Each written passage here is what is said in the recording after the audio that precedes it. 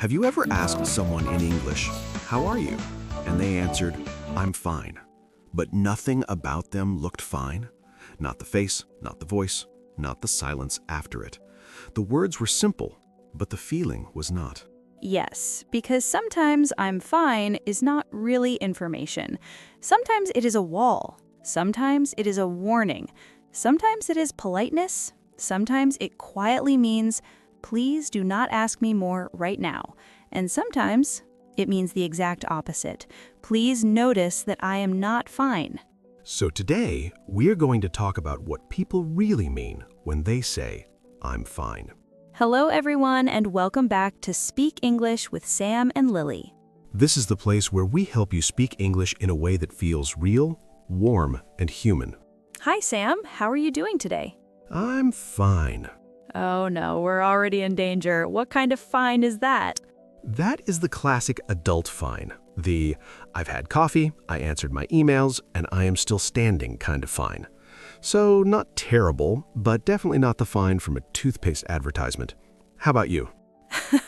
I'm fine too, which today means I got enough sleep to remain polite, but not enough sleep to become inspirational. Yes, that is a very honest level of fine. Actually, something happened earlier today that made me think about this topic immediately. Oh? What happened? I was talking to someone this morning, nothing dramatic, just a normal, real-life conversation, and I asked the most ordinary question in the world. I said, "How are you?" And she smiled and said, "I'm fine." But her eyes looked tired. Her voice was flat, and there was this tiny pause before the word "fine," like the sentence had to climb a hill to get out. Yes, that little pause matters so much, because sometimes the pause tells the truth and the word is just the polite cover. Exactly. So I had that strange moment where the sentence sounded simple, but it did not feel simple at all. And that's the heart of this topic, because English isn't only words, it's also tone, timing, context, and what's happening under the sentence. And that's exactly what we're talking about today. Why English speakers say "I'm fine" when they're not. Not grammar English, not textbook English, real life, hidden meaning English. The kind you hear in everyday conversations and the kind you need to understand if you want your English to feel more real. And before we continue, if you enjoy these kinds of real-life English conversations, please like the video. And subscribe to Speak English with Sam and Lily for more easy English podcast episodes. And if you know someone who wants to understand real English more naturally, share this episode with them too. Okay, let's start with the most important thing. Sometimes "I'm fine" really does mean fine. Yes, we should say that before the whole English language collapses. Sometimes people really are fine. Not secretly heartbroken, not emotionally complicated, just fine. Normal. Okay. Yes, otherwise no one would trust the word ever again. But the reason this topic matters is that "I'm fine" can carry many different meanings, and the meaning often changes because of the situation, the relationship, the tone, and the silence around the phrase. That's the first big idea today. The words are simple, but the real meaning is often hidden in the way they're said. So let's talk about the first hidden meaning. "I'm fine" can mean "I do not want to talk right now." Yes, this happens a lot. Someone feels stressed, upset, or just emotionally full, and they don't want a big conversation in that moment. So they say, "I'm fine." Not because everything is fine, but because they're closing the door for now. So someone had a hard day at work. You ask, "Are you okay?" And they say, "I'm fine." In that moment, the real meaning may be, "I'm not ready to explain this yet." And that changes how you should reply, because if you answer, "Oh, okay, great," you may miss what's really happening. A gentler answer might be, "All right, I'm here if you want to talk later." Yes, that gives care, but not pressure. That's the second big idea today. Sometimes "I'm fine" doesn't mean "I'm fine," it means "not now." Now let's go to another version. Sometimes "I'm fine" means I'm not fine, but I'm trying to stay polite. Yes, this happens in public spaces a lot. At work, in class, at family events, anywhere people don't want to open a full emotional conversation. A coworker says, I'm fine, in the hallway. A relative says, I'm fine, at dinner.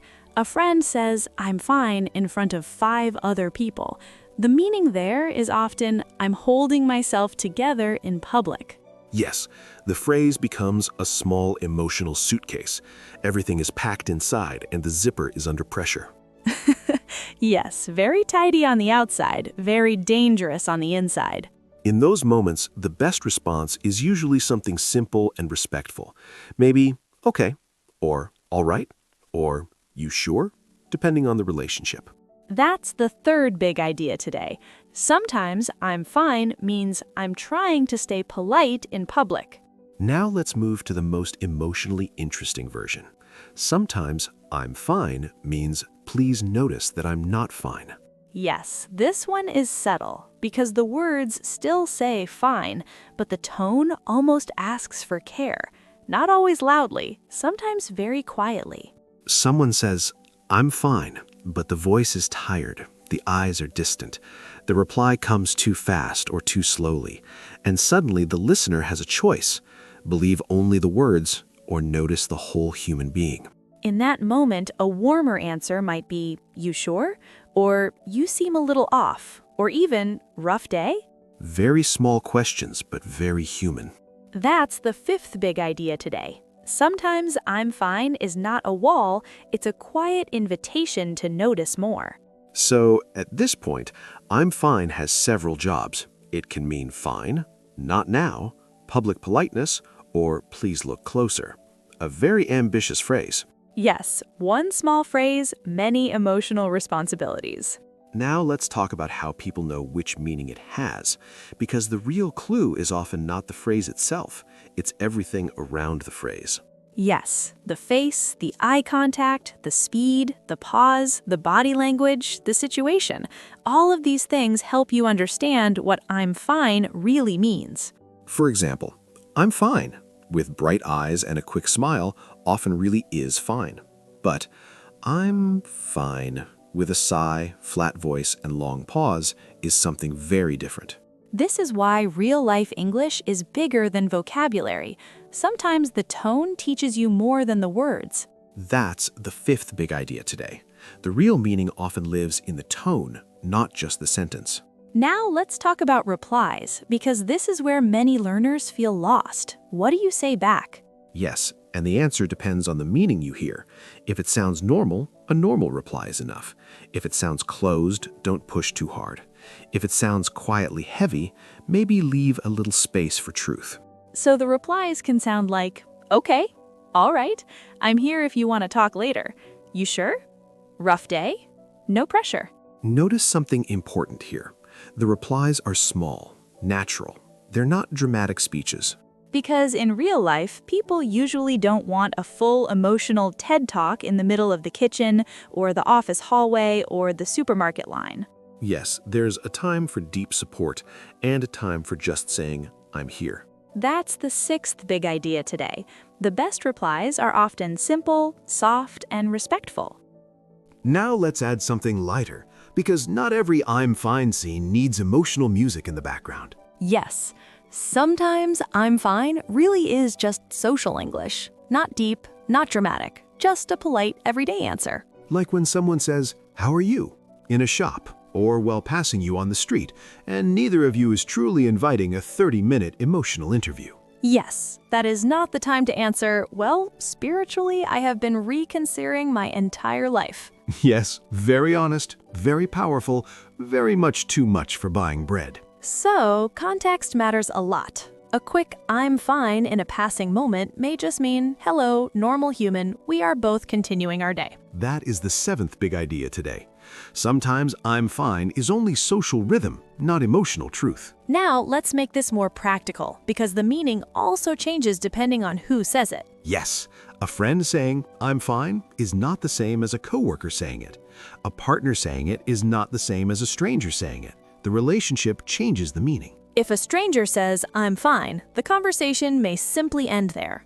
If a coworker says, I'm fine, maybe it means not here, not at work. If a close friend says, I'm fine, maybe it means, please notice that I'm not. If a partner says, I'm fine, Everyone in the room should probably become more alert. Yes, that is a highly advanced fine, not beginner fine. Very powerful fine. Yes, that fine has layers, possibly weather systems. That is the 8th big idea today. The relationship changes how much meaning lives inside the phrase. Now, let's do something really useful. 3 quick scenes, 3 different I'm fine meanings. Let's do it. Scene 1. A friend had a rough meeting. You ask, "Are you okay?" They say, "I'm fine." Flat voice, tired eyes. That probably means I'm not fine, but I do not want to open it fully right this second. Scene 2. A cashier asks, "How are you?" You say, "I'm fine."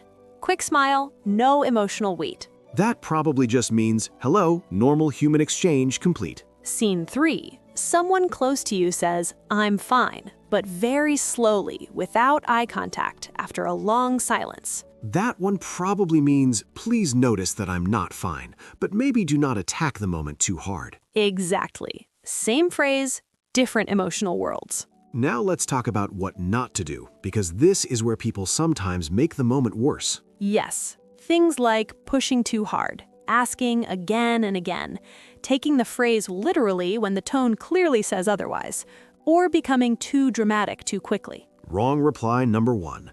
Great, so anyway, when the person clearly looks like they have just fought 3 emotional battles before lunch. Wrong reply number 2.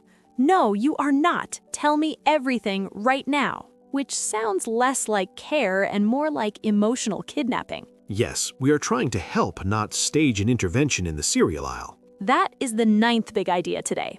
Don't answer only the words, and don't attack the hidden meaning either. Respond softly. Now let's put everything together in the most useful pattern. A good, natural response often sounds like this.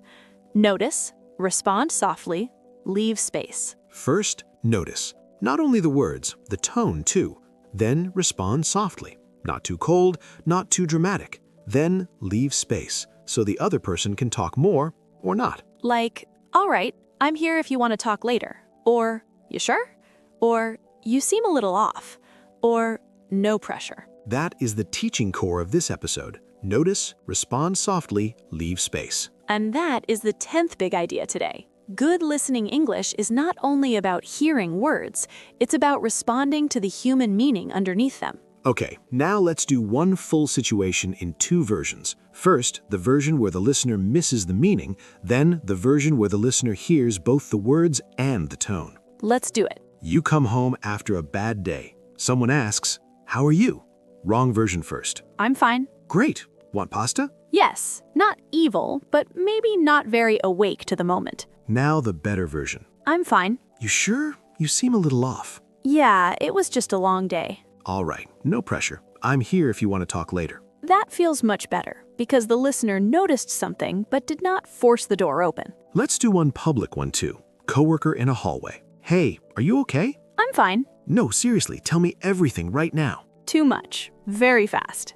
Now the better version. Hey, are you okay? I'm fine. All right, if you want to talk later, let me know. Yes, that fits the place, the relationship, and the moment. So, what have we really learned today? We learned that "I'm fine" does not always mean fine. We learned that tone, pause, and context change the meaning. We learned that sometimes it means "not now," sometimes public politeness, and sometimes "please notice me." We learned that simple, soft replies often work better than dramatic ones. We learned that relationships change the meaning too. And we learned the response pattern. Notice, respond softly, leave space. Yes. Sometimes real English is not all about learning more phrases. Sometimes it's about hearing the quiet meaning inside a familiar phrase. And when you understand that, your English becomes more human. You do not need perfect English to understand people better. You just need calm, human listening English. And now we want to hear from you. When someone says, "I'm fine," what do you usually believe first, the words or the tone? Or tell us what is harder for you, noticing hidden meaning or replying naturally. We love reading your comments, and it's a great way to practice real English. And if this episode helped you, share it with one friend today. And don't forget to subscribe to Speak English with Sam and Lily if you're new here. Thank you so much for listening today. We believe in you. Keep practicing. You can do this. See you in the next episode. Bye, everyone. Bye-bye.